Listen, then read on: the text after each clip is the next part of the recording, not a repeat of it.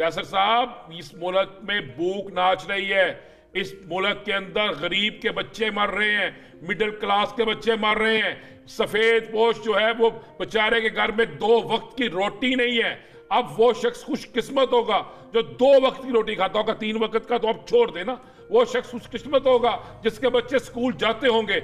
आप देखिएगा कुछ दिनों बाद आपको सड़कों पर गाड़ियां कम नजर आएंगी। कौन पेट्रोल। जय हिंद दोस्तों, मैं महेंद्र शर्मा स्वागत करता हूं वन वर्ल्ड हिंदी में आपका। उम्मीद करता हूं आपको स्वस्थ है। दोस्तों आइए दिखाते हैं पाक मीडिया की एक और लेटेस्ट डिबेट, जिसमें कैसे डिस्कशन किया जा रहा है कि पाकिस्तान में भुखमरी अब सड़कों पे नाचने लगी है, क्योंकि पाकिस्तान में लोगों की सिचुएशन ऐसी पतली हो चुकी है कि पाकिस्तान के नेताओं से ये सिचुएशन संभलने को नहीं आ रही है। तो कैसे आज पाकिस्तानी जो नेता है, जो हुकूमत में है, वो कैसे डिस्कशन कर रहा है, इस वीडियो के बाद में हम आपको दिखाएंगे लास्ट में जाके कैसे अपने हाथ खड़े कर रही है पाकिस्तान की शहबाज शरीफ की सरकार के मंत्री और जितने भी इदारे हैं। क्योंकि कहीं ना कहीं पाकिस्तान का जो ये इकोनॉमिक सिचुएशन है उसको संभालने में बिल्कुल नाकाम हो चुकी है सरकार ने। अपने बयानों से ही पाकिस्तान के लोगों की कमर तोड़ दी है और महंगाई तो इस चरम सीमा पे पहुंच चुकी है कि पाकिस्तान में अब कोई भी चीज खरीदना इतना मुश्किल है कि वो अपने सांस बचाने के समान हो। तो कहीं ना कहीं आज पूरा पाकिस्तान तबाही के कगार पे खड़ा है। तो इसी प्रकार की चर्चा और हाहाकार इस वीडियो में आप देखोगे। तो दोस्तों देखिए डिबेट और कमेंट में अपनी प्रतिक्रिया जरूर दें। लास्ट में आपसे रिक्वेस्ट करूंगा, चैनल पे नहीं है तो चैनल को सबसे पहले सब्सक्राइब करें, लाइक शेयर कमेंट जरूर करें। दोस्तों जय हिंद, वंदे मातरम, भारत माता की जय। तसल्लुत होगा अगर हुकूमती अफराद ये कहने लगे कि पाकिस्तान में बेहतरी नहीं आ सकती और अभी दूर दूर तक बेहतरी दिखाई नहीं देती, तो फिर आम आवाम किधर जाएंगे? फिर ऑपोजिशन के पास क्या लाहेअमल होगा? फिर लीडरलेस अगर अवाम बाहर निकल आए तो उसको रोकने वाला कौन होगा? ये एक बुनियादी सवाल है। राना साहब, कैसर अहमद शेख साहब तो होशरुबा इंकशाफात करके गए हैं और इस हद तक करके गए हैं कि उससे ये लगता है कि पाकिस्तान के अंदर बेहतरी का कोई एक उनसर तक मौजूद नहीं है। क्या बनेगा? वो दुरुस्त कह गए, सच्ची बात कह गए। अगर आप, मैं चाहूंगा कि पहले हम वो शॉर्ट सुन लें महंगाई के हवाले से जो वज़ीर तलात मरियम औरंगज़ेब ने क्या बात की है और महंगाई की इस वक्त मौजूदा सूरत हाल क्या है, वो जरा मुलाहिजा कीजिए, फिर गुफ्तगू को आगे बढ़ाते हैं। पहले तो कहते थे ना गरीब आदमी कुछ खा सकता है, अब जो दरमियाना तबका वो भी नहीं खा सकता। आज आप रेट चेक करें आटे का, 150 रुपए में चक्की का आटा 1 किलो मिल रहा है। महंगाई इतनी कर दी है कि लोगों के लिए मुश्किल हो गया है रोटी खाना भी। रोटी भी इतनी महंगी हो गई, जिसकी रोज की कमाई है 200-300 500, वो कहाँ से खुद को भी खिलाए और अपने औलाद को कहाँ से खिलाए? वो क्या करें? मुल्क में इतनी महंगाई हो चुकी है कि आम इंसान का जीना बहुत मुश्किल हो चुका है। अब बिजली के रेट आप देख लें, बाकी जरूरियात देख लें, हम ये आवाम कहाँ जाए? हुकूमत के पास अगर पैसे नहीं है, जब ये रजीम चेंज लेके आ रहे थे तब इनको सोच समझ के फैसला करना चाहिए था।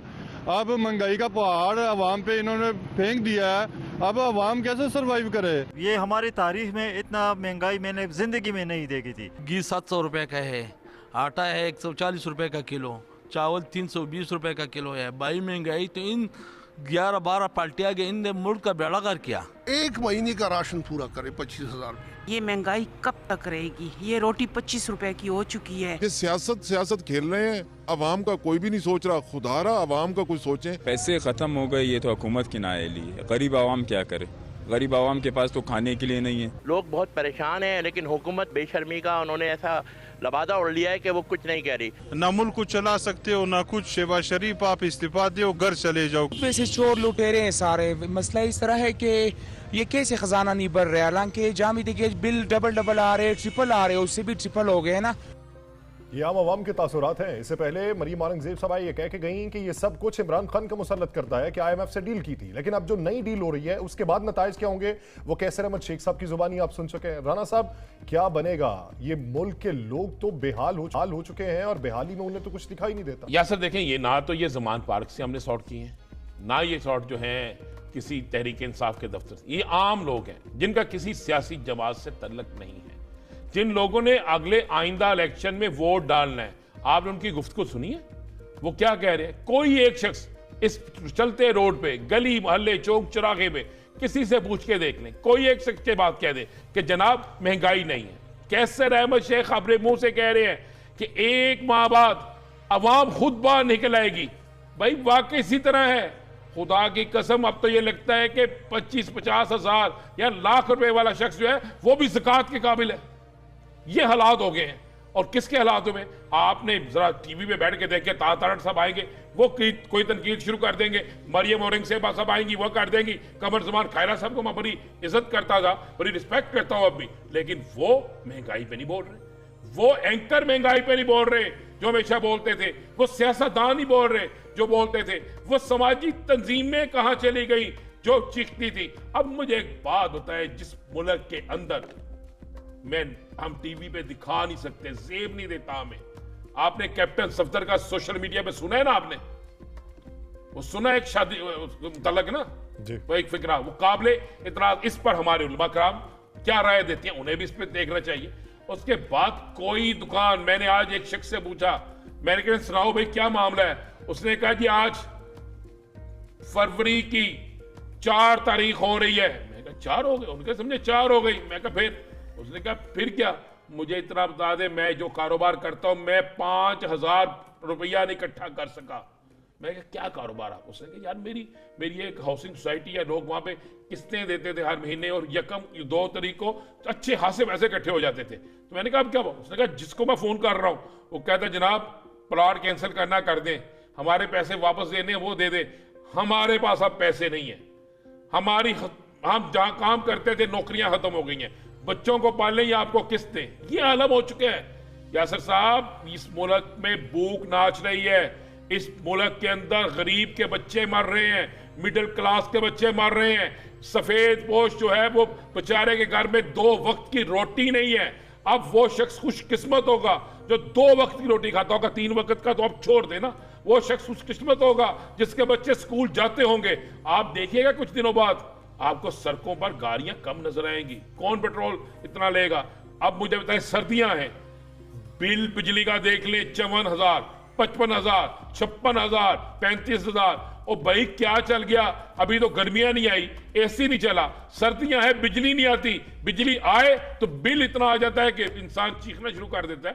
तो इस वक्त इनकी स्लैब्स भी समझ से बालातर हैं। रेट आप देखें 84 यूनिट, 90 यूनिट, 110 यूनिट, उस तमाम 3 बिल्स के ऊपर मुख्तलिफ टैरिफ लगे हुए हैं, किसी पे 13, किसी पे 15, किसी पे 18। ऐसे ही है, ऐसे ही है। अभी तो ये IMF के कहने पे 300 से 100 पे ले आए, तो फिर पता नहीं क्या सूरत हाल होगी। ले क्या है, हो गए फैसले सारे, तैयारी पकड़े आप देखिएगा होना क्या है। इस मुल्क से गुर्बत नहीं, गरीब खत्म होने जा रहा है, इस मुल्क के अंदर से इंडस्ट्री खत्म होने जा रही है। आपकी अहम तरीन जो है चीजें वो बिक गई हैं, गिरवी रखने जा रहे हैं आपके मुल्क की सालमियत सवाए अहमदारों के और कोई नहीं बचा सकता। सियासतदान आपस में क्या कर रहे हैं? सियासतदान खेल रहे हैं। यहां पर टीवी पर आके मुझे एक हुकूमती सियासतदान बता दे जिसने आके यही दिलासा दिया हो, ये तो शेख कैसर साहब है, मैं इन्हें सलूट करता हूं, ये सच बोल गए हैं। लेकिन किसी और को आपने बिठाया होता, उसने क्या कहना था? नहीं जनाब, आइंदा आने वाले IMF से मुआहिदा होने दें। मुल्क में खुशहाली नहीं आएगी, खुशहाली आएगी उन चंद लोगों में जिन्होंने हमेशा मुल्क को लूटा है, चाहे वो किसी भी सियासी जमात से तल्लुक रखते हैं, उनकी खुशहाली आएगी वहां पर जिनका कारोबार पाकिस्तान से बाहर है, जिनके पास डॉलर है, जो डॉलर्स में काम करते हैं, जिनको डॉलर बढ़ने का 2 दिन पहले पता होता है, जिनको इल्म होता है कि डॉलर का रेट कहां पर जाना है, जिन्हें इल्म होता है कि अब डॉलर हमने कहां लेकर जाना है, किसको कहां गिराना है और किसको कहां उठाना है। यही गिरफ्तारियां, यही मामला छोड़ के आप आते, आप सबसे पहले करते जनाब ये तमाम गिरफ्तार लोग जो है इन्हें रहा करें, करते उन्हें रहा, और उसके बाद जाते मैं देखता किस तरह मजाक ना होते। मुझे एक बात बताएं, आप तौहीने बिलावल में FIR दे सकते हैं, ये जो तौहीने अवाम हो रही है, जिस पे अवाम को आप भूखा मार रहे हैं, जिस पर अवाम की तस्लील कर रहे हैं, जिस पर आप लोगों को घंटों लाइनों में लगाते हैं आटे के लिए, जिसपे आप वो माए बहनें हमारी जो पढ़ता है उन्हें 3-3 घंटे आप लाइनों में लगाते हैं, उस वक्त उसकी तौहीन का जवाब कौन देगा? तौहीने अवाम का जवाब कौन देगा? यासर साहब, उस पर तो कोई नहीं बोलता, उस पर सियासतदान खामोश है, उस पर सियासतदान चुप संधी हुई है, और यहां पे चलता है। कैसा मुल्क है? इलेक्शन शेड्यूल का आपने ऐलान कर दिया है, उसका ज़िमनी इलेक्शन का, उसके बावजूद भी तरक्याती काम भी हो रहे हैं, उसके बावजूद भी तबादले भी हो रहे हैं, सब कुछ हो रहा है। कोई कानून नहीं इस मुल्क में, गरीब के लिए कुछ नहीं है, अमीर तर अमीर जो है, आप अमीर के लिए भी नहीं, अमीर तर अमीर जो है उसके लिए है। क्या आप समझते हैं कि पाकिस्तान की इकोनॉमी अगले 3 महीने में या 6 महीने में या 1 साल में बेहतरी की तरफ होगी, और अवाम जो अभी जिनकी इस्तात से बाहर हो चुकी है अशियाए खुरनोश की खरीदारी, उनकी इस्तात पैदा हो जाएगी? कुछ भी नहीं होगा, बहुत और ख़राब हो जाएगी। आवाम का अभी जो होने वाला है वो आपको अंदाज़ा नहीं है। मैं अभी आज कह रहा हूँ, ये बात याद रखिएगा, अगले 2-3 महीने में जो बिल बिला उठेंगे और कोई इस वक्त इलेक्शन खत्म नहीं, इस बात को ठीक नहीं कर सकते। इमरान खान साहब के पास क्या इलेक्शन क्यों करा रहे हैं? आपने इस्तीफे क्यों कबूल किए? इस्तीफे क्यों कबूल किए? नहीं होंगे ज़िमनी इलेक्शन क्यों नहीं होंगे? ये ज़िमनी इस्तीफे, ये इस्तीफे इसलिए कबूल किया। आप सुन लो, बड़ा अच्छा सवाल आपने किया। हम इनको 6-8 महीने कहते रहे कि आ जाओ, मैंने कई बार उनको कहा और नहीं आते तो फाइनेंस कमेटी में आ जाओ, बैठ के मईशत के मामलात को डिस्कस कर ले। जब उनको ये पता लगा ना पंजाब की हुकूमत, पंजाब में आ गई ना जो हुकूमत, और वो अपोजिशन भी उनकी अपनी हो गई, अब वो सोच रहे हैं वो राजा रियाज और मियाँ शहबाज शरीफ साहब ना इंटरिम प्राइम मिनिस्टर बना दे। वो इस डर से आ रहे हैं, पहले क्यों नहीं आते रहे? वो इंतशार के लिए आ रहे हैं, वो कोई पॉजिटिव। चले आपको ज़िमनी इलेक्शन होते नजर आ रहे हैं? अगर आना होता, आपको ज़िमनी इलेक्शन होते नजर आ रहे हैं? मुझे इस वक्त पाकिस्तान की मईशत के ऊपर मेरा ज़हन है। मुझे कोई इलेक्शनों की नहीं हो जाए या ना हो जाए से फ़र्क नहीं पड़ेगा। लोगों का मामलात, लोगों की महंगाई, लोगों की बेरोजगारी, लोग ना बाहर निकल आए, वो बचाओ। इलेक्शनों से करोगे क्या आप? इलेक्शन तो किए थे आपने, 1970 में इलेक्शन नहीं हुए थे? कितने फेयर इलेक्शन हुए थे? सब यही कहते हैं, आज तक तारीख में यही कहा जाता है कि